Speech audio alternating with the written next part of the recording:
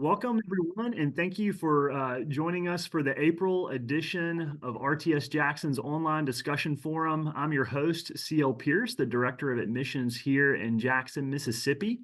As always, Dr. Ligon Duncan, Jackson Campus President, CEO, and Chancellor of RTS, is here to lead our discussion. And joining us today on the forum, we have the co-author of the Great Dechurching, the Reverend Jim Davis. Jim is an RTS Orlando alum and the teaching pastor of Orlando Grace Church. The RTS Jackson campus had the pleasure of hosting Jim earlier this month. It was a very memorable day. As Jim was speaking about the Great Dechurching, there was a great eclipsing going on outside. So thanks for being with us today, Jim, and we look forward to whatever astronomical event that may accompany you today as we talk about the church. So, Thanks for having me, man. You forgot the tornado alarms. We've got it Oh all. yeah, that too. Yeah. that's exactly right. I had forgotten about that. Well, moving on to the giveaway details, we have, of course, multiple copies of the Great Dechurching to give away today. And one participant is going to win the stack of related resources. In that stack, we have Megan Hill's A Place to Belong, Learning to Love the Local Church. Next up is Douglas Sweeney's The American Evangelical Story. Following, we have Dr. D.A. Carson's Christ and Culture Revisited. And then next up is Bruce Shelley's Church History in Plain Language, the 5th edition. And then last but not least, we have Edmund Clowney's The Church to give away as well. So if you want to enter into this giveaway, all you have to do is put your name in the chat or say hello in the chat. As always, we leave the last half hour for participant questions. If you'd like to ask our contributors a question, please use the Q&A feature next to the chat icon. If you've just updated your Zoom platform, they've moved the button around, so click the More button and it should be in the drop down in there. But once you've clicked the Q&A icon, just type in your question and click Send. Before we get started, let's ask the Lord's blessings. Please pray with me. Jesus, we thank you that you are the Christ, the Son of the living God. We thank you that you are calling a people for your own possession, and we thank you that you will build your church. God, we thank you that one day we'll be presented before you without blemish or spot. I pray that you would help us in our weakness to take courage, knowing that the gates of hell shall not prevail against your church. As we learn today, be our teacher. In Christ's name we pray. Amen. Amen. Amen. Over to you, sir. Thank you, CL. And Jim, thank you again for doing this. This is going to be a great blessing to the folks that are on the forum today, and then folks that will listen to it after the forum call today. I've had a chance to be with Jim probably 3 times now in the last few months. And I've heard Mike and Jim do a presentation on this. It was maybe 40 minutes at the International Association of Christian Education. And then Jim had to do sort of a 20-minute version of it at the Gospel Coalition Council meeting, and was able to do an hour or so with us on the Jackson campus. And I told CL before you got on the call, that was maybe my favorite one, because number one, I've learned something every time. Number two, after that one, I thought, oh, if we only had another hour. Jim did a lot of asides and some specific material that he did not have a chance to do at the IAC meeting or at the TGC Council meeting that I thought was really, really interesting. And you could just tell Jim has a lot more to say about this than he has time to say. So I'm really glad. I hope this will be an hors d'oeuvre for a lot of you. Some of you have not read the book, and this will get you into the book. This is the kind of book that could be discouraging. But one of the things I love about the way Jim and Mike have written it is it's not. It's sobering. It's realistic. But it's also hopeful, and it's helpful to pastors. And so often I'll get a book like this with good sociological analysis, and lousy pastoral application. And what I love about Jim and Mike is they're one of us, or two of us, I should say, and they're committed to the same kinds of theological and pastoral principles that we are, but they want to be wide-eyed to what's happening out there and what has happened out there. And so maybe I'll just start there, Jim, and ask you to talk. How did you get into this project? What led you down the road to ending up writing this book? Well, I mean, it's a funny story. I mean, you know, Mike, you know me, and I'm not a data guy. Mike's more the data guy. I mean, this project would not have happened without both of us. And then, honestly, the addition of Ryan Burge that I'll talk with in a minute. But it really started as a project of cultural exegesis in Orlando. I grew up in Orlando, moved away, went to Florida State, became a Christian, as one does at Florida State, moved around the world for about 15 years, and came home, and Orlando felt very different. I mean, you remember Orlando used to feel like a sort of Christian Mecca. You had on the church side, First Pres was the second largest mainline church. You had Jim Henry, president of the Southern Baptist Convention. You had Joel Hunter pioneering the non-denom tech space. Even Benny Hinn was here. So like, pick your theological stream. Something exciting was going on. And then institutionally, RTS, I believe, was the first to make the move here to then Campus Crusade. And then you, of course, had Ligonier, Wycliffe, Pioneers. And it was just really an amazing feeling in the 90s and 2000s. And you fast forward to 2018 when we really began to look into this. And Orlando has the same percentage of evangelicals as New York City and Seattle. But it feels very different. And that's what we're trying to get our head around. Why do we feel so different than New York City and Seattle? And we began to realize that the majority of the people that we meet who don't go to church, the vast majority used to go to church.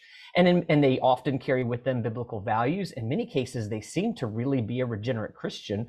And we just wanted to learn more. We wanted to learn more because it's our context primarily. We were going to do it in association with our podcast with the Gospel Coalition, but there was nothing to study. I know you've heard this story multiple times, but my wife graduated with a MAC degree here in Orlando, and she was taking apologetics with Justin Holcomb, and she wanted to do a final research paper on dechurching. And he said, that sounds great, but there's nothing to research. And so there's a few instances like that stuck in my head, and we began to ponder could we possibly be in the largest and fastest religious shift in the history of our country? This isn't just an Orlando problem. We see it around to varying degrees around the whole United States. And so we commissioned Ryan Burge, who is the man. And I always joke, he's a social scientist who is a Christian. It's not like saying Christian social science, like a Christian movie or something. Like, he is a legit social scientist who is a Christian and a pastor. And we commissioned him to do the largest quantitative, peer-reviewed, national study of dechurching. So the study had to pass academic muster before it could even be produced or executed, excuse me. And we wanted to know, are we really in the largest and fastest religious shift in the history of our country? And so our study had over 7,000 participants, 600 data points. So I always joke, having the largest study doesn't sound that great now that you know that there was nothing, but it really is a legit, I mean, it passed New York Times, muster, Washington Post, the basic academic thresholds. So that, and like you said, we're all very different. We got this first wave of research back it was this massive color-coded spreadsheet, and Mike and Ryan were so excited. They were looking at it. Can you believe this? Can you believe this? And I was like, guys, I feel like I'm looking at the Matrix here. I have no idea what is on this sheet. And so it was, I think, helpful. It was very helpful for them to have to figure out how to communicate this to me. Yeah. Because if I don't understand it, then chances are not many other people will. But so it's just been a joy of a project. But that's pretty much how we got down that path. Give us some of the 30,000 foot level findings, just sort of the highest level, and then we can drill down into it more. Because I find both the high level and the down in the weeds stuff both really helpful. But start off at 30,000 feet. So the study does prove that we are in fact in the largest and fastest religious shift in the history of our country. The way we define dechurch is important. That's somebody who used to go at least monthly to church and now goes less than one time per year. So by that definition, there are 40 million adult Americans who used to go to church and now do not. That's larger than the First Great Awakening, Second Great Awakening, and all of the Billy Graham Crusades combined, just going the opposite direction. In terms of the percentage of our country, because obviously we're a larger country now, it's 25% greater than the previous largest religious shift, which was the 25 years post-Civil War. So any way you look at it, we are in the largest, fastest shift. The majority of this has happened in the past 25 years. And at the highest level, we also began to see, not everybody dechurched intentionally and with pain points. So at the highest level, we begin to see, okay, there are those who are what we call dechurch casualties, which is what you hear most about in social media, but there's this massive group that just casually dechurched. And so, those were some of the highest level findings that we had. And let me say for the for the pastors on the call, those of us in sort of RTS circles, we represent the more conservative wing of evangelical theological perspectives, and all of us have seen people say, "Aha, dechurching is going on, and that means unless we embrace LGBTQIA, the church is going to go away, or the churches are dechurching unless we become egalitarian. The church is going to go away." We've seen bad kinds of analysis made out of this. One of the really interesting things that comes out of this is that, as Jim just said, though there are ideological and pain point reasons why a significant number of people have left churches, the major reason, Jim, tell them what it is. I moved. It's unbelievable. People say they moved and then they just didn't go to church after they moved. Yeah, of the 40 million people adult Americans who have left church, 30 million dechurched for very casual reasons. I moved, it was inconvenient, had some sort of life transition that got me out of the habit. 10 million people did have real pain points, and we don't want to minimize that at all. But like you're saying, I always want to be careful, especially when I speak to people in my camp. We're not trying to read the culture and adapt to the culture. Right. That's not what we're trying to do at all. But it is fascinating. The majority of these people, they left casually for what we also call pedestrian or boring reasons. And what's also shocking is how many people are willing to come back today because they left unintentionally, and they're really just a product of bad, I would argue, bad discipleship and bad habits.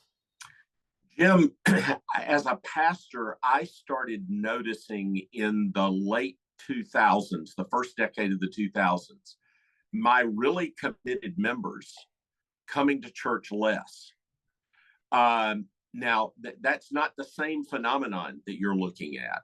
But when do you see, from your crunching the numbers and look at this, when did this start happening? When did the dechurching phenomenon start happening? It doesn't surprise me that you would have started seeing it in the 2000s. So it really, if you look at the graph, and I know you've seen the chart that Ryan Burge put together for us, you see this massive spike in the 1990s. The 1990s is when it began in earnest. Now, there's a lot to be said for what led up to the 1990s that made that spike possible, and that's a worthy conversation. But in the 1990s, you had dechurching happening more on the secular left, more in Roman Catholic and mainline spaces, which is why I say I'm not surprised you didn't see it in the 90s, because that's not your space. But really, four things that cannot be understated. First is the fall of the Soviet Union.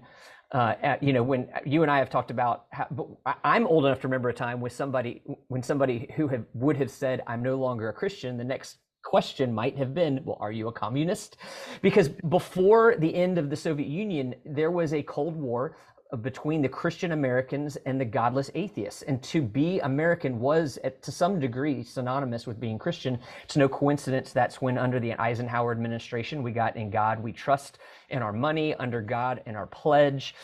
So when the Soviet Union fell, there was freedom in parts of our society, the larger cities, to be both a patriotic American, but not a Christian. Then very briefly, the rise of the internet. By 1994, you have internet cafes. By 97, the internet was in most of the schools and libraries. So there were spaces, even if you lived in Jackson, Mississippi, where it wasn't comfortable to talk about these things, you could explore other worldviews without concern of persecution. You have the rise of really the true rise of the religious right in the way that we would use that term now. And there were a lot of people who said, hey, if that's what Christianity is, I'm out. And then lastly, 9/11 happened, and overnight our national enemies went from the godless atheists to the religious fundamentalists, and people said, well, if that's what religion does, I don't want any part of it. Now, the caveat I always want to introduce in the 90s, the feeling, because of who is dechurching, the feeling is that these were people who really weren't Christians in the first place. These aren't reasons to not be Christian. They're excuses to be, who, and I'm not trying to throw shade on them. I mean, we should all acknowledge who we are. And that was, these were the opportunities for them to do that. But those in the 90s is when we began to really see this in earnest. So what's happening now? Fast forward to the 20-teens and to the 2020s, why are people leaving churches now? It's a different set of reasons. So this was one of the fascinating things that resulted from the study.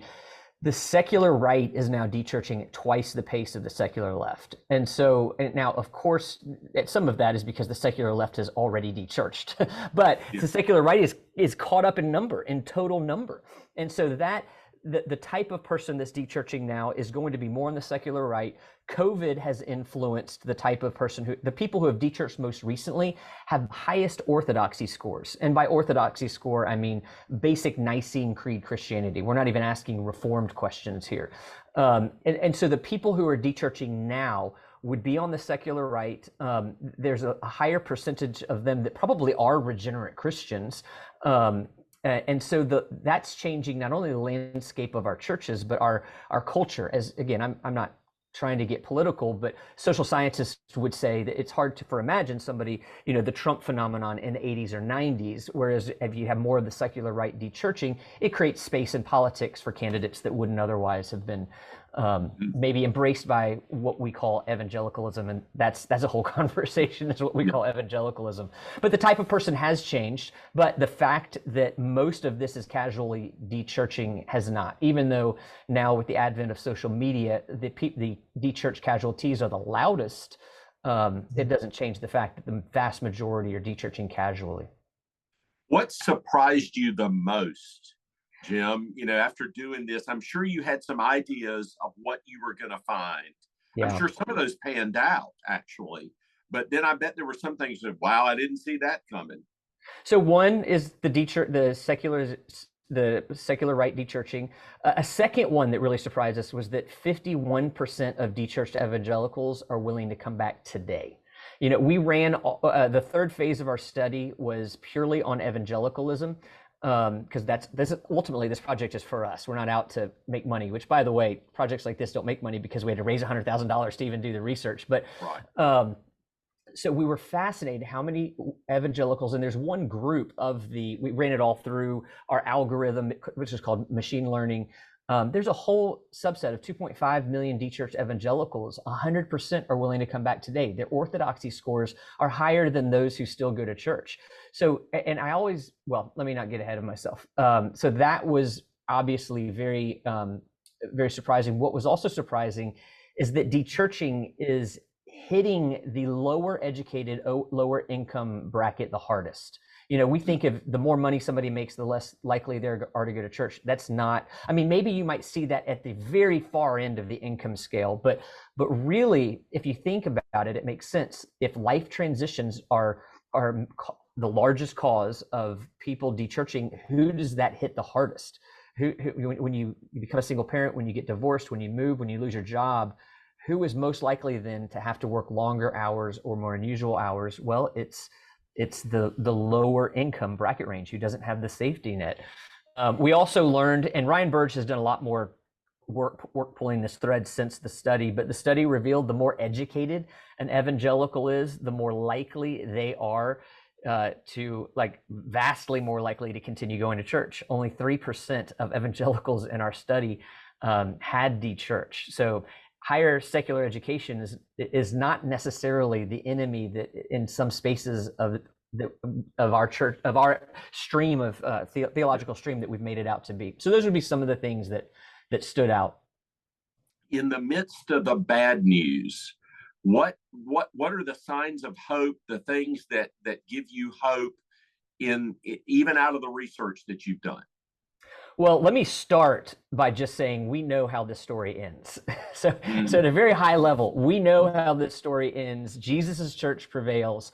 So there is reason for hope. And I also, when we take a global perspective, I mean, there are more Christians living today than every Christian for the first 1900 years of the New Covenant era combined. So all Christians in the United States could disappear tomorrow and the church is booming. So I always want to make that caveat. We were very encouraged at how many people are willing to come back. And this is important because our goal isn't just to put butts in seats or money in coffers. Statistically speaking, the children of the dechurched will be unchurched. And if you have a whole generation that is theologically literate and willing to come back, that's an impact in the generations. You're going to impact their children and their grandchildren. I believe that we're seeing a purification of the church going on. I mean, I think it's becoming less muddled who's in and who's out. Up until the 2000s, at some point, depending on what part of the country you're in, you benefited societally in your business, politics, whatever, from being associated with Christianity. That's not the case anymore. In some parts of the country, that hurts you. And so I do think there's a purification that's good. Not that we want to see people leave, but this is the way the church is designed to operate, and we want to deal with unbelievers the way that Jesus tells us to deal with unbelievers, and we want to deal with believers the way that Jesus tells us to deal with believers, and we want people to consciously understand: is my hope Jesus or not?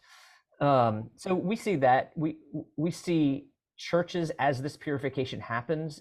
In our conversations, this is going to be more anecdotal necessarily than the study, but we do see churches beginning to ask less and less, what does the culture want us to be, and what does the Bible say we are? Who does the Bible say we are?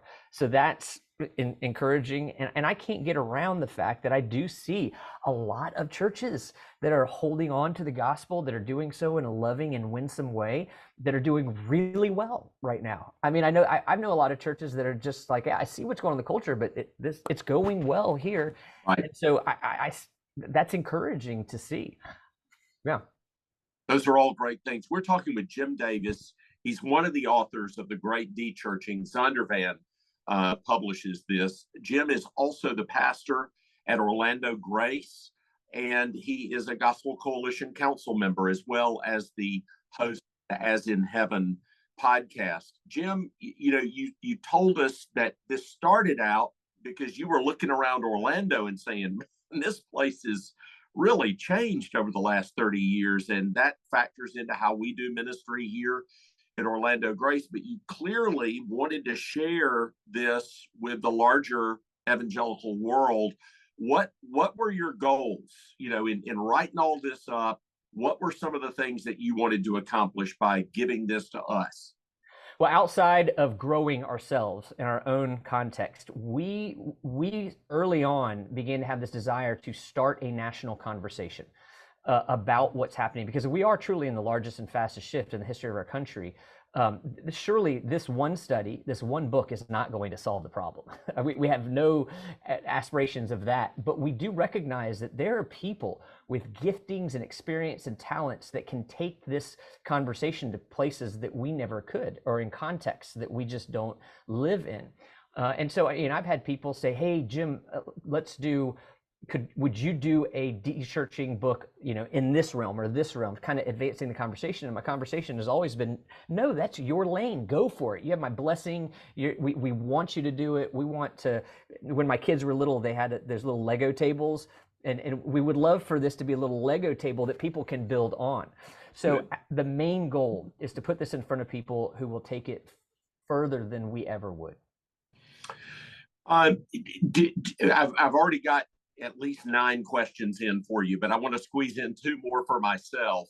Okay. What do you see the implications of your study for seminaries and for seminarians, for those that are preparing for ministry, and then for guys like me who my main job is helping prepare people for ministry?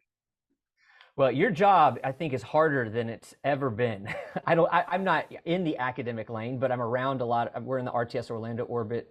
I've talked with you some about this, and I really do embrace, I heard you say multiple times, students, the future leaders of the church need more education, not less. Yeah. But we're also managing the accessibility, the cost. It costs more to live in a lot of these areas.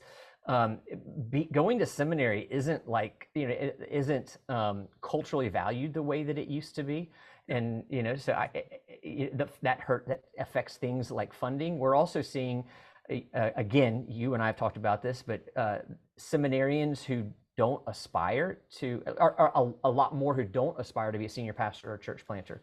And so one of the things that I really believe that we're seeing is the need for partnership with the local church, a way that you and all the professors embrace, but I think it's more on the church side. What does it look like to steward these seminary students and come alongside them and give them a vision for the beauty of being in pastoral ministry? Not that everybody who goes to RTS needs to go on and be a pastor by a long shot, but helping students, we find our spiritual giftings and callings in the context of a local church. And seminary has brought blessings that I just couldn't. It would take me another hour to talk about all the blessings of being in the RTS community. But the culture changing around us is going to affect everything, I think, from going to seminary, making it through seminary, the need for seminary, and the need for church partnership, both financially and in terms of discipleship along the way. Oh, good. Now, here's my last one, and then I'll let everybody else start asking theirs. How about church planning? This obviously has implications for church planning. One that you shared with us when you were here in Jackson, I totally resonated with. In fact, I've been saying it without the data behind it for a while, but just maybe share that one and anything else that you wanted to share about the implications of this for church planning. So I'm actually not sure which one it is. I'll throw out a few, and you can tell me if I hit it. When you say it, I'll go get it. Okay. When I think about church planting, is returning to the hard work of evangelism and discipleship that it always has been. If you were planting in the 90s and 2000s, you were most likely doing something new, whether that new thing was good or bad. It could be expository preaching, contemporary music, air quotes, relevant messages, and that you were benefiting from Christian transfer growth, and so you could be financially sustaining in a very short period of time. That's just not the case in most places where we are right now. In addition to that, because ding. That's what you said. I've been telling people, you cannot plant and expect them to be up and freestanding in 3 years. You could do that in the 1990s because of demographics. You could do that in 1990s because of finances. You could do that in 1990s because of transfer growth. It is a different world. We are not in Kansas, and you have to be, in my opinion, you have to be committed to a longer runway for those that you're trying to get established in a solid church plan. Well, I couldn't agree more. And then you add that we believe, Ryan and I talk a lot about this. We're going in most cities to see a hollowing out of the middle-sized church. So let's just say roughly 150 to 400. So historically, you get a church of 200, and that's self-sustaining. But because of the cost of living, the cost of places, if you want to have an RTS trained pastor, maybe with 2 or 3 kids, living anywhere near the plant, you're paying for a place to meet for that many people. Generally speaking, 200 people can't financially sustain that. And so the need, that's this next, you get to one level, but then there's a next level of challenges. So I think the implications in church planting going forward are pretty significant, and the needs of the church and the academy to be preparing people, both churches, pastors, and students to that end is significant. Okay, Jim, thanks for answering my questions. I've got a bunch already from the audience, and I'm going to get right to them. The first one is, in what ways are dechurching and deconstruction related? Everybody's talking about deconstruction right now. Deconstructing the faith. We see ex-evangelicals everywhere. Talk a little bit about the relationship between these phenomena. So deconstruction has become a very confusing term. Because it could mean so many different things. It could mean somebody who has deconstructed their biblical worldview and ended up with something that's not biblical. And that's what I think a lot of people think. Honestly, when I moved overseas, I lived in Europe for 5 years. There was a lot of my American Christianity that I deconstructed. And there's a term I've heard people say, like disenculturating. I may have that, something like that. So in some cases, deconstruction can be a good thing when we're getting to something more pure, as long as we're reconstructing, we're a biblical worldview. So, but when we hear the terms deconstruction and ex-evangelical, we typically, I think of the people on social media who are loudest, who have left the church and the faith. Interestingly enough, from our study, most of the people, there's a huge group, about 2.5 million people, that we do give the term ex-evangelical to, who have left the church. They've done so out of pain. They did so intentionally, but I think it's 97% of them still believe that Jesus is the Son of God. So even though they've left the church and they've done so vocally, it doesn't seem like they've left the faith. And what they've done, most people would call deconstructed, but it's not in that way. And they're done, they would say they're done with what sociologists call white evangelicalism. Now, who knows what the Holy Spirit might do and lead? We're just reporting where they are right now. But in the Venn diagram of deconstruction and dechurching, certainly there's an overlap, but it's smaller than you would think. Here's another, this was one that I had thought to ask you about, and somebody did me the favor of doing it themselves.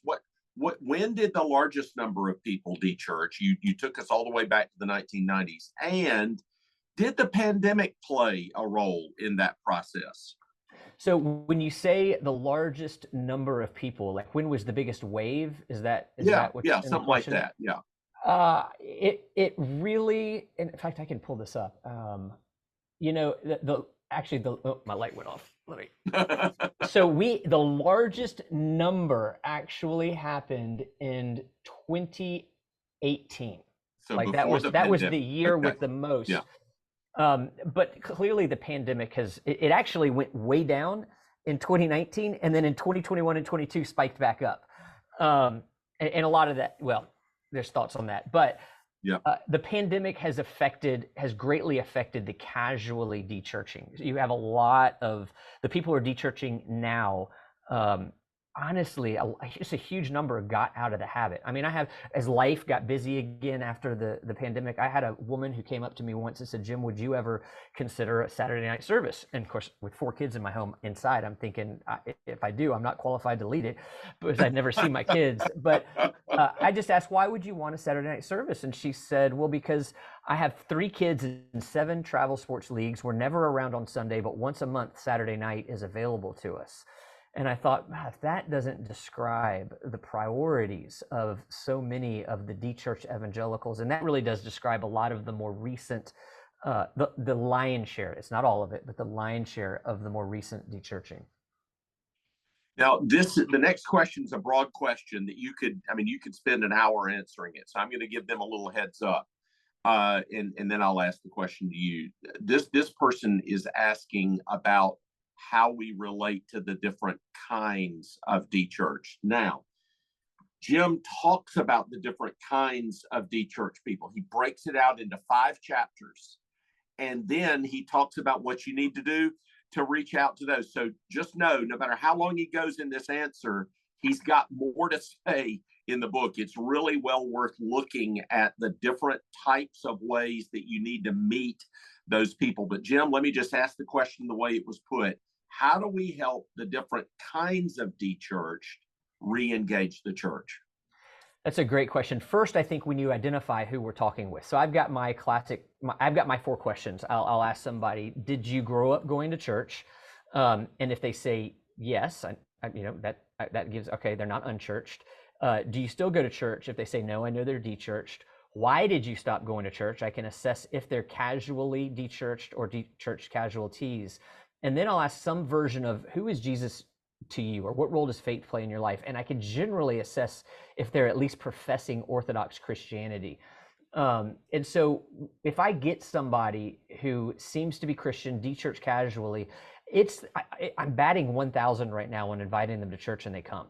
I mean, so that I encourage people to be bold, invite people to church if they're de-churched. There's no pain point. They seem to still be a Christian. If they're waffling on whether they're Christian or not, often I'd encourage people, invite them in your home first. Hear their story. Understand where they are in relationship to Jesus.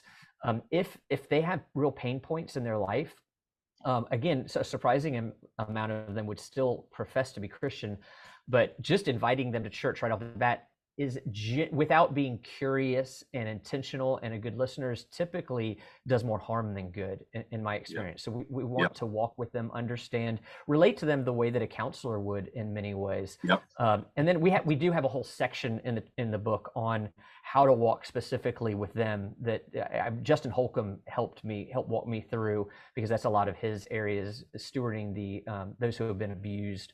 And so for the sake of questions, and I'll direct that last part to the book, but I definitely, what I'm saying is ask enough questions to know who you're dealing with. And yes, they need to be dealt with separately. And some, if they're not a believer, they need the gospel. I definitely want to say that. And we need to be, I love Tim Keller. He actually said this in terms of contextualization, but I've started to use it in terms of the gospel. He says contextualization is knowing the storyline of somebody's life and showing them how it finds its best ending in Jesus.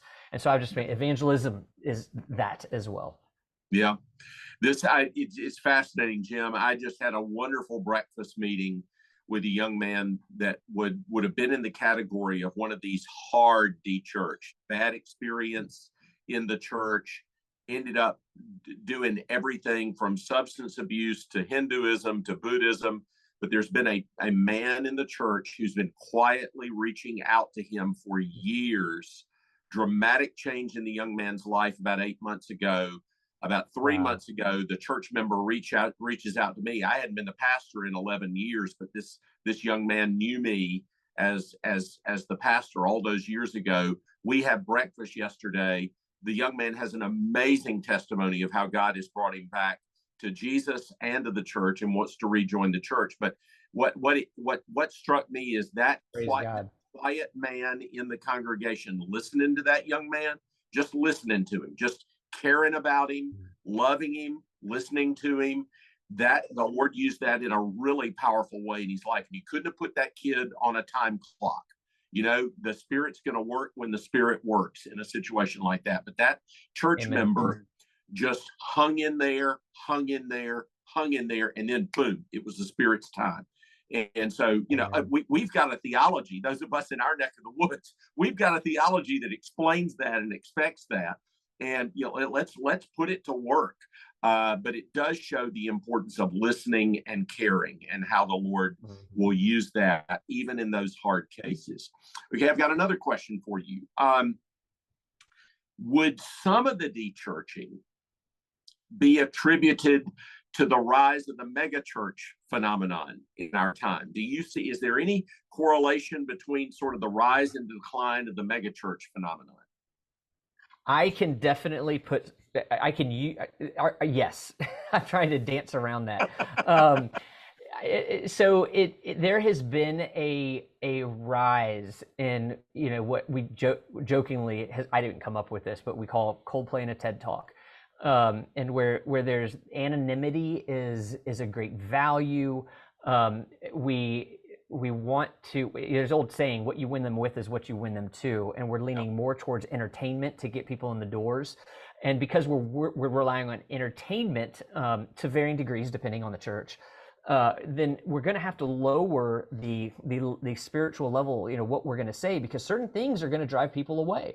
And so then we're not giving them the tools to be able to understand the gospel and the teachings of the Bible in a way that's going to make them fruitful in this world. And what happens is a lot of these kinds of churches, I've met their pastors and I do believe they have good hearts. I mean, a lot of times I see good intentions. Yeah.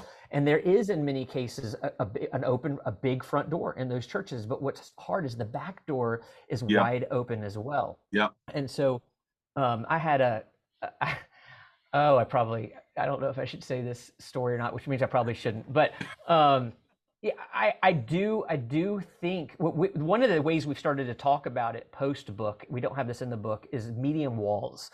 So when we talk about walls around the church, we're talking about membership. So you can go to one of two extremes. You can have super high walls, which is more like a cult protecting our kids from the sin outside the world as if it didn't exist inside. You know, everything that we do, the way we parent, the way we vote, the way we dress, this is God's way. Nobody understands outside of us. But then on the other side, you have no walls. What we're advocating are medium walls where people are substantively known. Can leadership of a church get together and substantively pray for every single member of the church? That's if a church can't do that. Now I will say every time we do this exercise, which is monthly, there's somebody we don't know, but we pursue them. So I'm not trying to say that we've got it all figured out, that we're doing it perfectly. But if a church isn't even trying, the walls are non-existent. So we want to substantively know our people. And then we do have data from the Dechurch looking back at their childhood in some of these kinds of churches, and they would say that the Bible was not taught in a way that answered the real questions that they had in the world. They would say that they didn't feel like the church was a place where they felt freedom to express doubt, where there was anybody that they knew that they could talk about sin in their life. They felt a lot of shame. Now, so that's going to exist increasingly the farther you get to either end of that spectrum. But yes is the short answer. That's good. That's really good. Now, this is a long question. It's really got sort of three parts to it. So I'll read it out and you can decide which direction you want to go with it. How have your findings affected your approach to pastoral care in attempting to reconnect with and re-invite members who have stopped attending? And then the person goes on to say, in the PCA, our Book of Church Order requires us, if a person has not been there for a year, we're supposed to drop them from the rolls. Now, obviously, there's a lot of pastoral care that's supposed to go into reaching out to the person in that setting. Is there anything you might recommend that pastors and sessions do differently in these kinds of cases? So that's the three parts of the question, Jim. So I'll start answering and you make sure I hit all three parts. Yeah. But for us personally, members who have stopped attending, I mean, we follow every single one of them. We know, and in many cases, and you know, there was the great sorting of 2020 and 2021, and people did leave, but we follow every single one. And when they find a good church, you know, we'll take them off the membership. If they didn't land in a church, I can think of one man who, it was interesting. He was an elder candidate, and is a strong Christian, but he never landed back in church. And I would have every month we'd have lunch together until he found a church. Some people move away, and we I think we've done a good job of this. I don't want to communicate that we batted 1,000 on it, but we try to stay with them every 30 days or so, at least check in. Have you found a church? How's it going? Here's some we might recommend. Because again, if moving is the number one reason, then we need to stay with our people as they move. And there are other strategies on the receiving side, but we're talking about people leaving. All right. So me personally, I feel like I'm missing the next part of the question. What was it? Just anything that you might recommend that we do differently as either pastors or as a collection of elders in addressing those. I mean, I think one thing that you've just highlighted is this: moving is a tremendous point of spiritual danger. And I bet I get the top two questions I get is, one, can you give us names for a pastor? Number two, can you give me names of good, solid Bible-believing churches in town X? Yes. That I've got a member moving there. So you've helped us there. That needs to be a high priority for us. And, friends like Mark Dever in the 9 Marks website that has a good list of Bible-believing churches, Gospel Coalition that has a good list of Bible-believing churches, the PCA directory, having things at your fingertips where you can recommend possibilities for people to go. That's huge. But do you have any other recommendations of what we ought to do?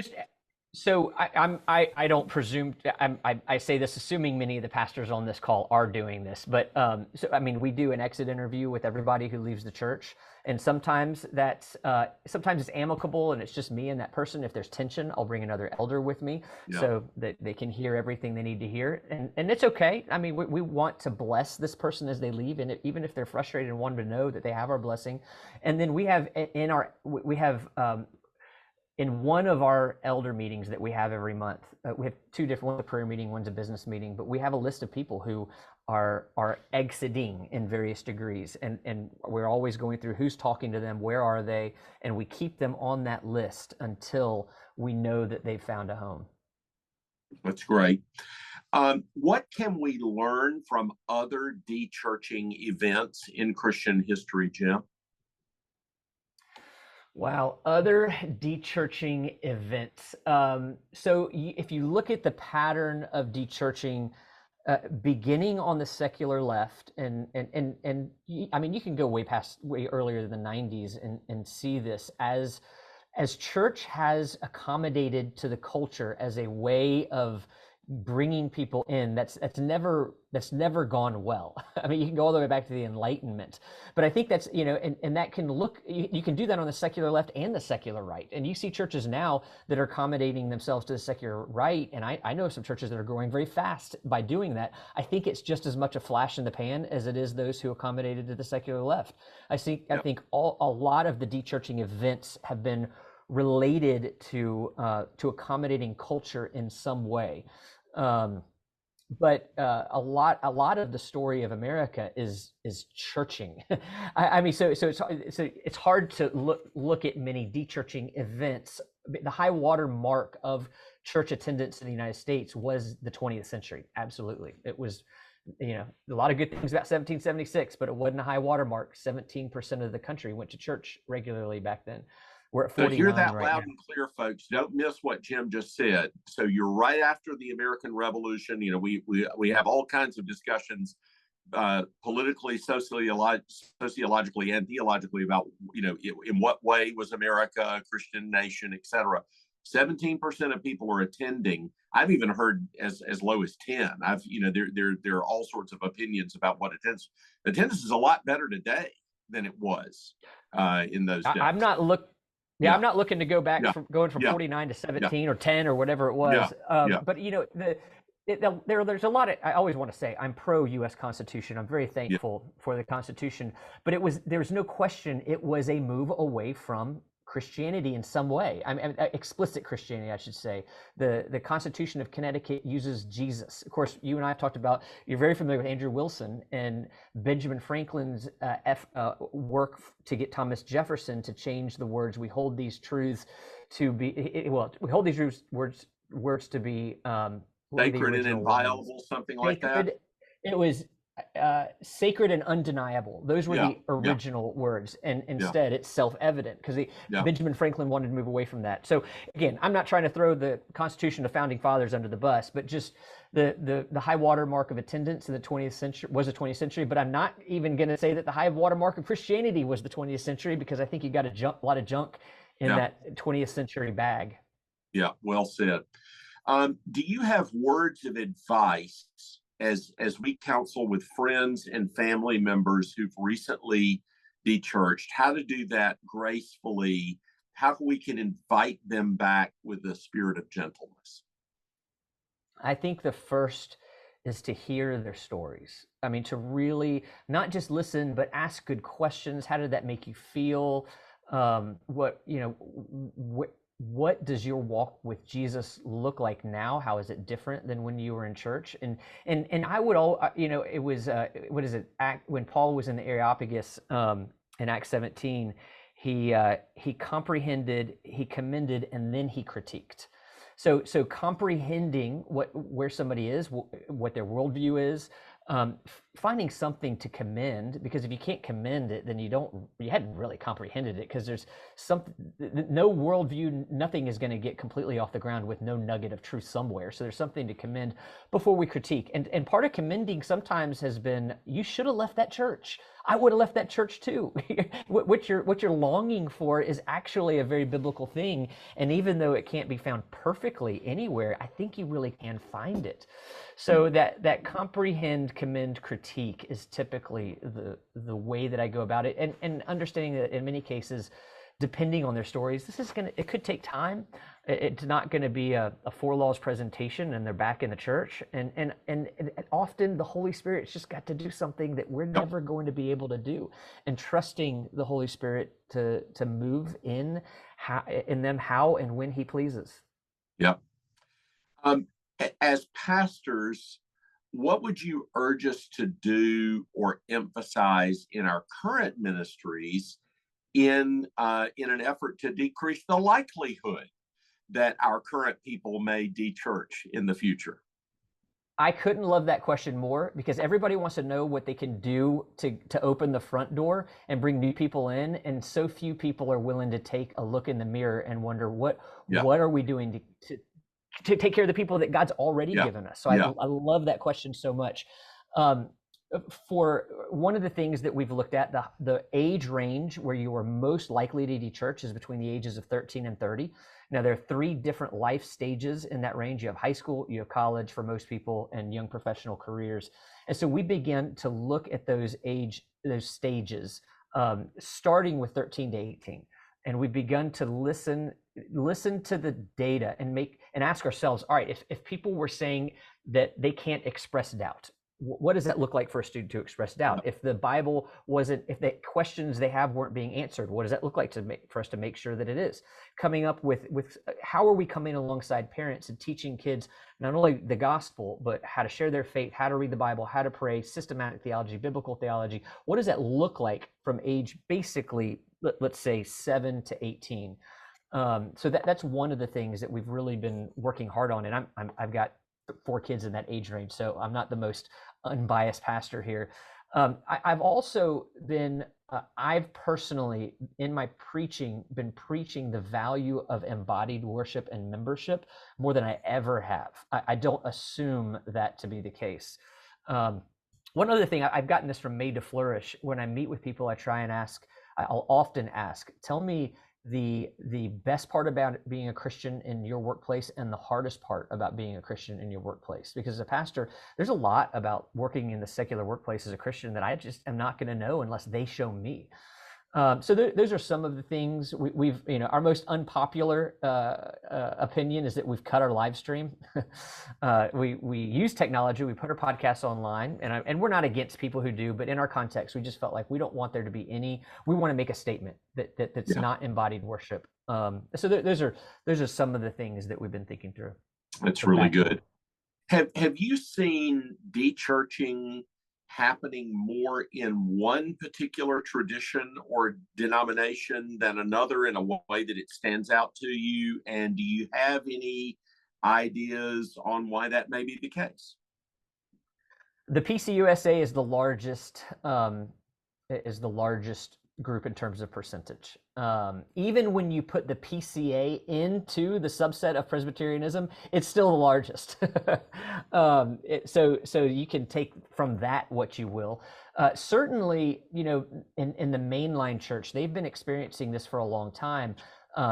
Even though their numbers were increasing up until, I think it was like 1964 or something, when the numbers started to go down, even though their membership was going up, the percentage of their, all right, for lack of a better term, the market share percentage was decreasing rapidly every year. Yeah. So I do think you can see in terms of tradition, those denominations that hold on, that let go of the gospel are being hit very hard. On the other side, I've got to be careful not to be clear. There's ethnicity and tradition at play here, but Latino kind of overlap with Pentecostalism has been hit the least. They've done the best. Your average Black Protestant, although Black Protestantism is an area that I think warrants a lot more research than we have been able to provide. Your stuff on BIPOC was fascinating at both times I've heard you speak on that. And that was one that I'm not sure I would have been prepared for coming out of the study. I mean, you might tell them just a little bit about that. You weren't looking for ethnic results, and you got them anyway. So when we put all of this information into machine learning, this algorithm to group common answer choices, we hid race and ethnicity from it. We did not let the algorithm see race and ethnicity, yet it created a group that was I always say 100% non-white, which is 0% white. Yeah. And which is fascinating. Based on common answer choices, you can weed out all white people, or all white dechurched evangelicals in this case. The social scientists would say race just casts a very long shadow in the data. There's a lot of things that influence the common answer choice. But in large part, in evangelicalism, Black and white dechurching are about the same. In terms of percentage. How much do you think travel ball and youth sporting activities and things like that may be impacting this particular phenomenon, Jim? I think it's massive. So we didn't have a question for travel sports. We had questions like life got too busy. I had other priorities for my time and money.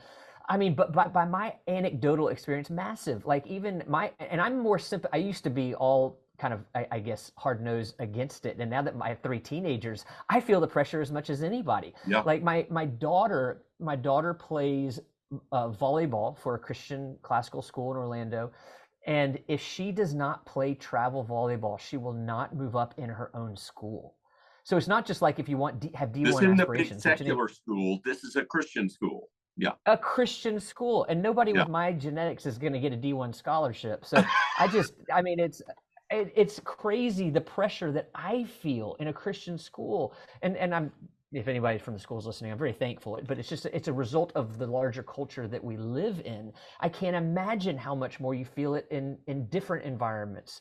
I think this is kind of like the woman that I talked about, 3 kids, 7 sports. There's just there are going to have to be some hard conversations about priorities and discipleships and what we ultimately want our kids to be true in our kids' lives for the long haul. And the adults will show what the life priorities are, right, by the choices they make. And it is hard because you love your kids and you want your kids to flourish. And a lot of times, extracurricular activities are places of belonging for our young people. That's probably the number one thing on a parent's mind. You want your kid to fit somewhere and to feel like they have a place that's theirs and they have friends that know them and respect them. So this is not an easy thing, but you're exactly right. We've got to keep our eye on this pastorally and walk with our people through it, because this, for sure, whoever asked the question asked a great question there. This came up when we chatted on the campus, and I appreciated your answer. Now, you've already taken some measures at Orlando Grace about online services. Do you have thoughts about the role that podcasts and the abundance of devotional material and online services and other sort of ancillary, non-embodied sort of provisions for spirituality, is that having an impact on this? So technology is funny. It's like the Roman roads and the printing press could be used both for the war machine and propaganda, and to get the gospel out and to print the Bible in multiple languages. So there's just, when it comes to technology, there's always going to be 2 sides of it. I'm very thankful. I'm that I can Google. You know what? It was this past week I'm preaching through 1 Timothy, and I looked at your sermon that you preached on 1 Timothy. And I'm so thankful I can just Google that and see what you said about something. So there's a lot of ways it can be a blessing. But yes, there are people out there, and even in large part Christians, who use that as a substitute. And so I think as a church, we need to be using technology and discipling our people to use technology as a resource, but not a substitute, and certainly not a replacement for embodied worship. And so there's a whole podcast conversation on technology there. Right. But I will direct people on the Good Faith debates. Patrick Miller and Jay Kim did a great job talking about technology and the benefits and challenges there. So that's something that person could watch. Jim, I could easily go on for another hour. This has just been delightful. I want to tell everybody again, the book is The Great Dechurching. Jim Davis, Mike Graham, and Ryan Burge, a really superb sociologist, did the work they've provided this as well as other resources. So be on the lookout for the things that they provide. Read it yourself. And Jim, thank you so much for being with us today. Well, thank you, Ligon and CL. Good to see y'all, and look forward to seeing you again soon. And CL, I'm going to hand it back over to you, my friend. Yeah, that just wanted to offer up my thanks as well. Really enjoyed the conversation. Look forward to reading the book. So, Thank you. just a quick update on the next online discussion forum for our May forum. We're going to have Dr. Fesco, Jonathan Cruz with us to talk about Christ's life, sanctification, and the fruits of the Spirit.